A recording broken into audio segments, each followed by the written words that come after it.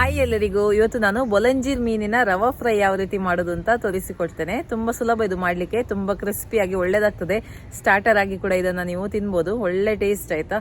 ಮತ್ತೆ ಇದನ್ನ ಹೇಗೆ ಮಾಡೋದು ಅಂತ ನೋಡ್ಕೊಳ್ಳೋಣ. ಅದಕ್ಕಿಂತ ಮುಂಚೆ ನನ್ನ ರೆಸಿಪೀಸ್ ಎಲ್ಲ ನಿಮ್ಗೆ ಇಷ್ಟ ಆದ್ರೆ ಪ್ಲೀಸ್ ವಿಡಿಯೋಗೊಂದು ಲೈಕ್ ಕೊಡಿ, ವಿಡಿಯೋನ ಶೇರ್ ಮಾಡಿ, ನನಗೆ ಸಪೋರ್ಟ್ ಮಾಡಿ. ಬನ್ನಿ ರೆಸಿಪಿನ ಸ್ಟಾರ್ಟ್ ಮಾಡೋಣ.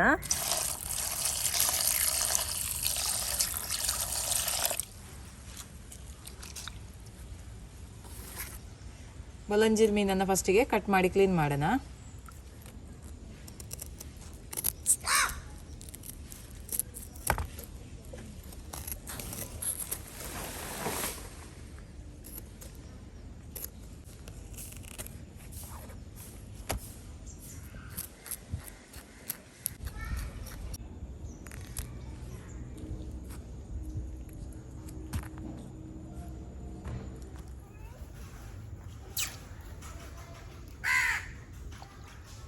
ಬೆಕ್ಕುಗಳಿಗೆ ನಾನು ಎಲ್ಲಿ ಕೂತ್ಕೊಂಡ್ರು ಗೊತ್ತಾಗ್ತದೆ ಆಯ್ತಾ, ಮೀನು ಕಟ್ ಮಾಡುವಾಗ. ನಾನು ಎಲ್ಲಿ ಕೂತ್ಕೊಂಡ್ರು ಅಲ್ಲಿ ಬರ್ತದೆ ಮೀನು ಕಟ್ ಮಾಡುವಾಗ.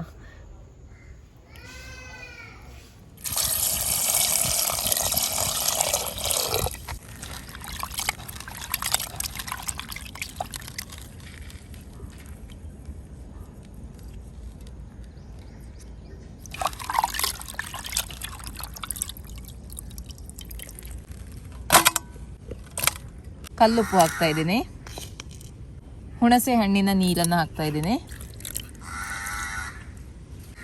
ಅಚ್ಚ ಖಾರದ ಪುಡಿ 3 ಚಮಚದಷ್ಟು, ಇಲ್ಲಿ ಅರ್ಧ ಕೆಜಿಯಷ್ಟು ಬೊಳಂಜೀರ್ ಮೀನು ಉಂಟು, ಅರ್ಧ ಚಮಚದಷ್ಟು ಅರಿಶಿಣದ ಪುಡಿ, 1/4 ಚಮಚದಷ್ಟು ಪೆಪ್ಪರ್ ಪುಡಿ, 1 ಚಮಚದಷ್ಟು ಕೊತ್ತಂಬರಿ ಪುಡಿ, 1 ಚಮಚ ಜೀರಿಗೆ ಪುಡಿ, 1 ಚಮಚ ಗರಂ ಮಸಾಲ ಪುಡಿ, 2 ಚಮಚ ಶುಂಠಿ ಬೆಳ್ಳುಳ್ಳಿ ಪೇಸ್ಟ್.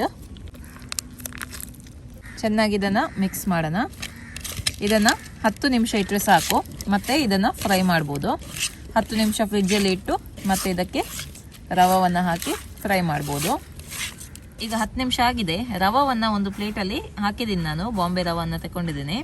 ಇದಕ್ಕೆ ನಾನು 1 ಚಮಚದಷ್ಟು ಉಪ್ಪನ್ನು ಹಾಕ್ತಾ ಇದ್ದೀನಿ. ಓಕೆ, ಇದನ್ನು ಚೆನ್ನಾಗಿ ಮಿಕ್ಸ್ ಮಾಡ್ತಾ ಇದ್ದೀನಿ. ಉಪ್ಪು ಹಾಕೋದ್ರಿಂದ ಒಳ್ಳೆ ಟೇಸ್ಟ್ ಬರುತ್ತೆ, ಇಲ್ಲಾಂದರೆ ಸಪ್ಪೆ ಸಪ್ಪೆ ಆಗುತ್ತೆ. ನಾನಿವತ್ತು ಪಿಂಕ್ ಹಿಮಾಲಯನ್ ಸಾಲ್ಟ್ ಹಾಕಿರೋದು. ನೀವು ನಾರ್ಮಲ್ ಸಾಲ್ಟನ್ನು ಕೂಡ ಯೂಸ್ ಮಾಡ್ಬೋದು. ಈಗ ಮೀನನ್ನು ಚೆನ್ನಾಗಿ ಕೋಟ್ ಮಾಡಬೇಕು. ಹೀಗೆ ಬಾಲವನ್ನು ಹಿಡಿದು ಈ ಥರ ಕೋಟ್ ಮಾಡಿದರೆ ಆಯಿತು. ಕೋಟ್ ಮಾಡಿ ತಕ್ಷಣಕ್ಕೆ ಎಣ್ಣೆಯಲ್ಲಿ ಫ್ರೈ ಮಾಡಿದರೆ ಆಯಿತು.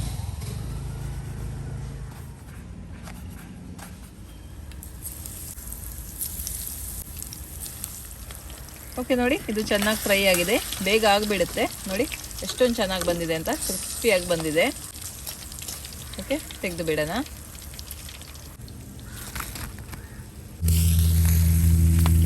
ಓಕೆ, ನೋಡಿ ಬೊಲಂಜೀರ್ ರವಾ ಫ್ರೈ ರೆಡಿ ಆಗಿದೆ. ತುಂಬ ಕ್ರಿಸ್ಪಿಯಾಗಿ ತುಂಬ ಚೆನ್ನಾಗಿದೆ.